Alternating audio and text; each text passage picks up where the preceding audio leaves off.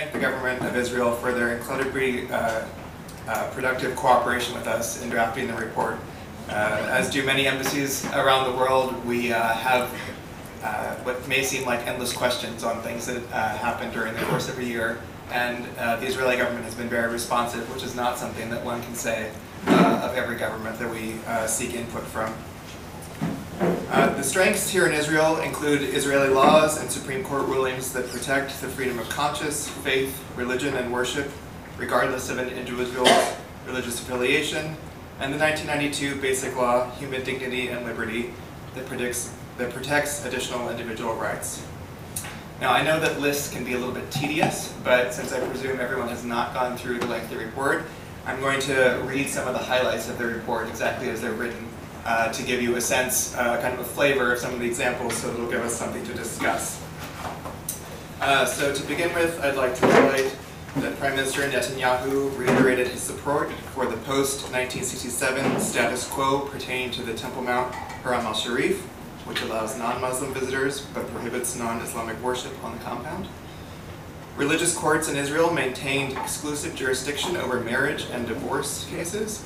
However, non-rabbinate Jewish weddings occurred openly and often as an act of protest against the rabbinate's authority. Ultra-Orthodox parties in Israel continue to block legislative changes to the status quo regarding issues of halakha and state, which opponents said perpetuated practices that infringed on religious freedom.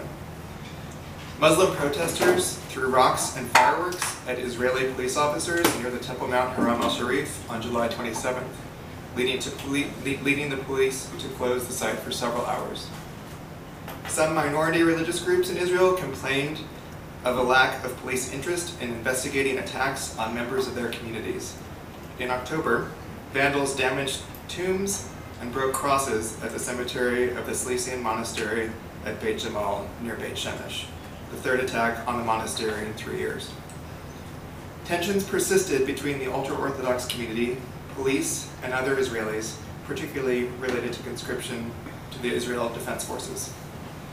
Approximately 400,000 citizens who identified as Jewish but did not meet the chief rabbinate's criteria as quote-unquote Jewish, under Jewish religious law, were unable to access official Jewish marriage, divorce, and burial services.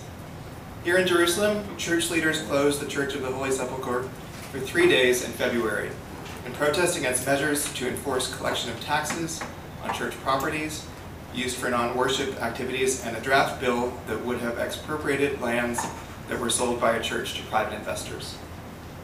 Now, beyond shedding light on these specific examples, I'll just mention one more reason this report matters so much this year. We hope that it will inspire conversations leading up to our second annual ministerial to advance religious freedom that Secretary Pompeo will host next week in Washington, which will have over 1,000 participants from countries around the globe.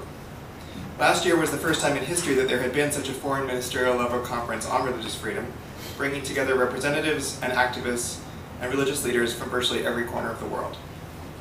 Now, having given you some examples, I look forward to hearing your feedback and input on our